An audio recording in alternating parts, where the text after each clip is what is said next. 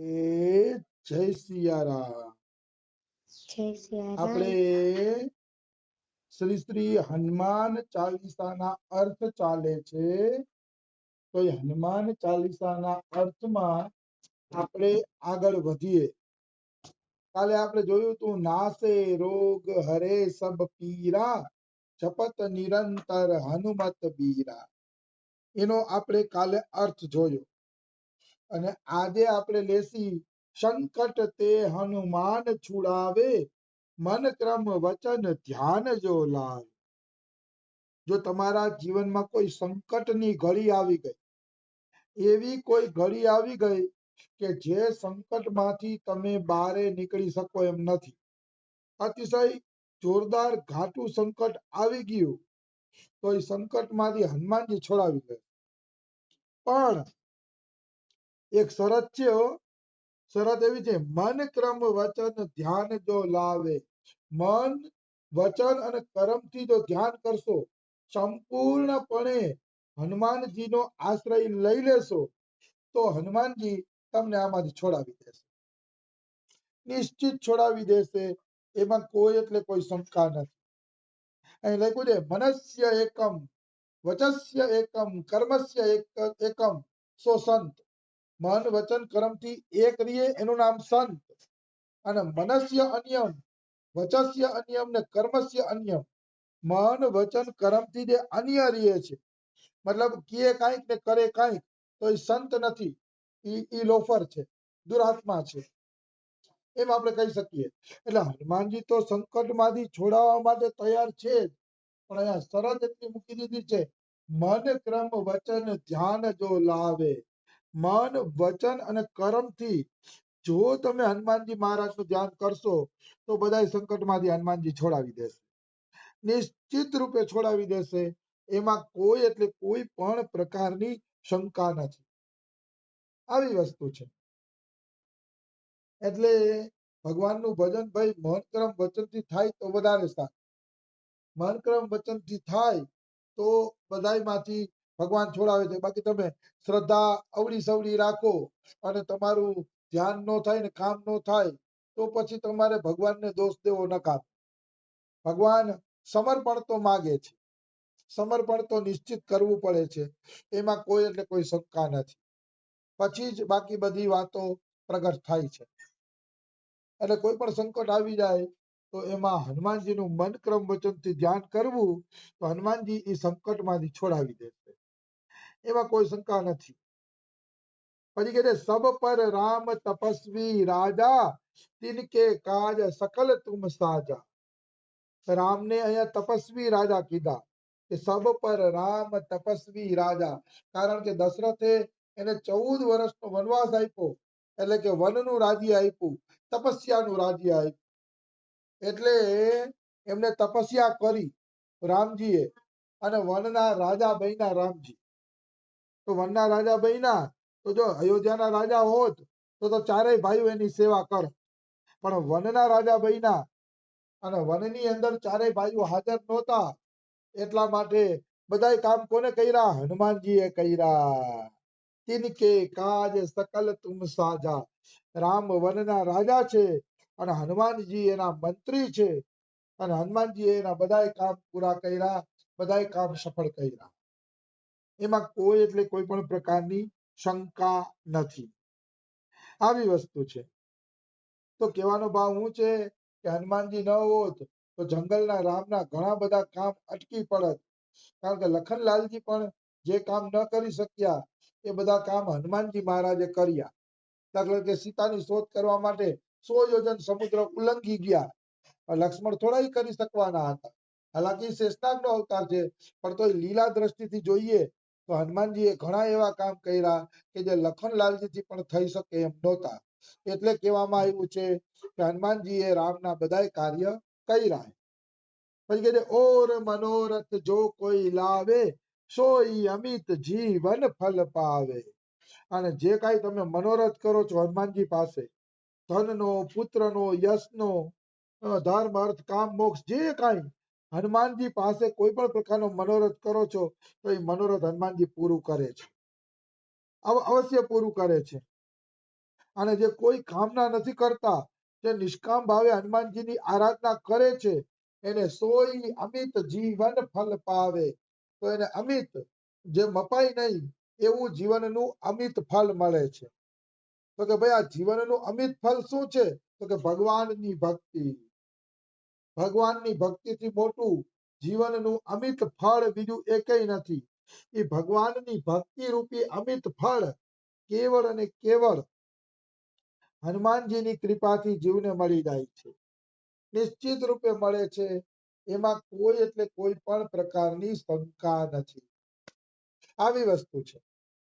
એટલે અમિત ફળ શું છે? એ અહીંયા તુલસીદાસે પણ કીધું છે કે અમિત ફળ શું છે? સિય રામ સ્વરૂપ અગાધ અનુપમ વિલોચન મીનન કો જલુ હે. મતલબ સીતારામનું જે સ્વરૂપ છે એ સ્વરૂપ શું છે? તો કે અગાધ પ્રેમનો સમુદ્ર, અગાધ રૂપનો સમુદ્ર છે સીતારામનું સ્વરૂપ. અને વિલોચન મીનન કો જલુ હે.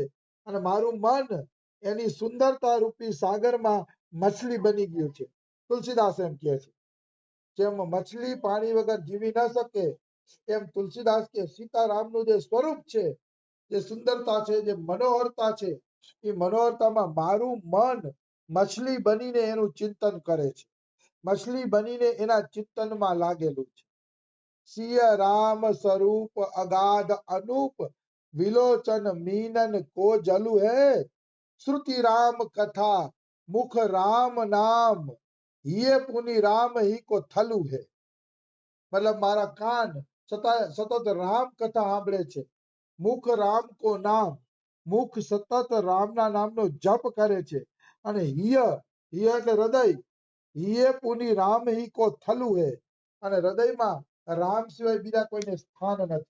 સ્થળ એટલે સ્થાન, જગ્યા. આપણે કહીએ ને મારા સ્થાનમાં જ મારું મકાન છે, એમાં હૃદય રૂપી સ્થાન છે. એ હૃદય રૂપી સ્થાન છે ને, એ રામજીનું બની ગયું છે. તુલસીદાસજીનું હૃદય રામનું ઘર બની ગયું છે. તો શ્રુતિ રામ કથા મુખ રામ કો નામુ ये पुनि राम ही को थलु है. मति राम ही सो गति राम ही सो रति राम सो राम ही को बलु है. મારી મતિ પણ રામમાં લાગેલી છે, મારી ગતિ પણ રામમાં લાગેલી છે. મતિ, ગતિ અને રતિ બધું રામમાં લાગેલું છે. અને મને રામજીનું જ બળ છે. મતલબ રામજીનું બળ જ મારી અંદર કામ કરે છે. અને છેલ્લે તુલસીદાસ કહે છે, સબ કી ન કહે તુલસી કે મતે ઇતનો જગ જીવન કો ફલુ હૈ. તુલસીદાસજી કે હું બધાયનું નથી કહેતો. બધાય તો કેવી પ્રકારે હાલે છે એ કઈ મારે કે જાણવું પણ નથી, કે બીજા કઈ પ્રકારે હાલે છે. પણ તુલસીદાસ કે મારા મતે જીવનનો એટલું જ ફળ છે કે રતિ મતિ ગતિ કેવલ રામ બની જાય. રામ સિવાય બીજે ક્યાંય આપણી રતિ મતિ ગતિ લાગે નહીં. તો આ જ જીવનનું ફળ છે. સકલ સુકૃત કર બળ ફલ એવું સિય રામ પદ સહજ સનેહું.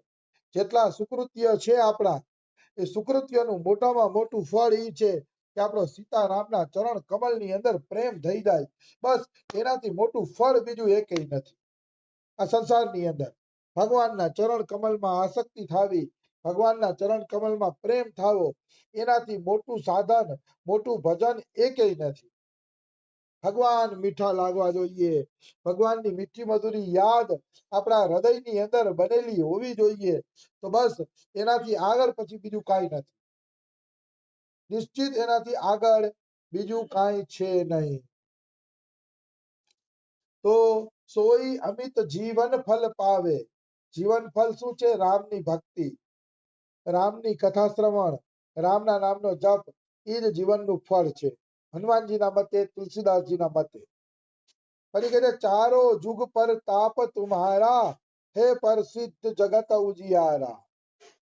ચારે યુગમાં હનુમાનજીનો પ્રતાપ છે. મતલબ સતયુગ, દ્વાપર, ત્રેતા અને કલયુગ, આ ચારે યુગમાં હનુમાનજીના પ્રભાવનું વર્ણન કરવામાં આવે છે. હનુમાનજી કાંઈ ત્રેતા યુગમાં નથી થયા. સતયુગની અંદર જ હનુમાનજીનો તો જન્મ થઈ ગયો હતો.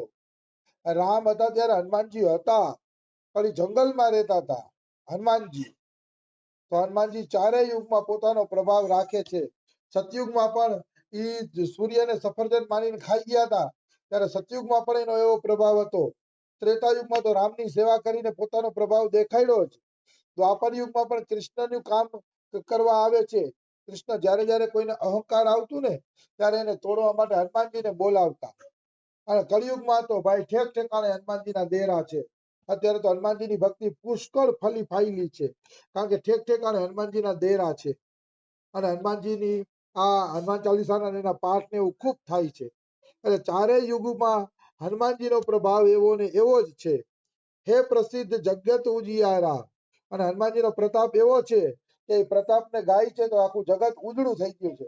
કારણ કે હનુમાનજીના ગુણ ગાવાથી પાપ કપાય છે, પાપ કપાવાથી મનુષ્ય ઉજળો બને છે. એટલે કીધું હે પ્રસિદ્ધ જગત ઉજિયારા. હનુમાનજીનો યશ, હનુમાનજીનું કીર્તન પવિત્ર કરવા વાળું છે અને જગતમાં આપણે ઉજળું કરવા વાળું છે. એટલે મનુષ્યએ હનુમાનજીનો પવિત્ર યશ ગાવો જોઈએ. હનુમાનજીનો યશ ગાવાનો એક ફાયદો શું છે ખબર છે? કે હનુમાનજી જેવી સેવાની ભાવના આવે છે. હનુમાનજીને સેવામાં ક્યારેય આળસ આવી નથી. એટલે સેવામાં જો દિવ્ય ભાવના રાખવી હોય, સેવાની અંદર જો ઊંચી ભાવના રાખવી હોય તો હનુમાનજીને યાદ કરવા જોઈએ. હનુમાનજીને યાદ કરવાથી સેવકને સેવામાં આળસ આવતી નથી. જે લોકો હનુમાનજીને ભાવપૂર્વક યાદ કરશે, ભાવપૂર્વક હનુમાનજીના ગુણ ગાશે, એને સેવા કરવાની એક શક્તિ મળશે. એને પછી સેવામાં કોઈ દી આળસ આવશે નહીં. એમાં કોઈ એટલે કોઈ પણ પ્રકારની શંકા નથી. આવી વસ્તુ છે. આપણે આગળ વધીએ તો સાધુ સંત કે તુમ રખવારે, અસુર નિકંદન રામ દુલાર.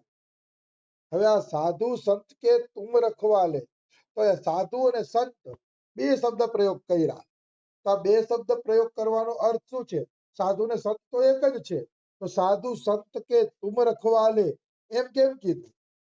તો આજથી લગભગ ઘણા વર્ષો પહેલા મોરારી બાપુએ આ ખુલાસો કર્યો તેની કથામાં. મેં તો મોરારી બાપુની કથા નથી સાંભળી, પણ એક ભક્તના ચરિત્રમાં મેં મોરારી બાપુની કથાનો ઉલ્લેખ વાંચ્યો.